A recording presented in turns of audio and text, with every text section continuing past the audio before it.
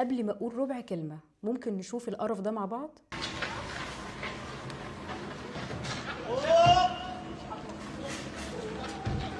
يا جماعه ده يا جماعه ايه يا جماعه ده يا جماعه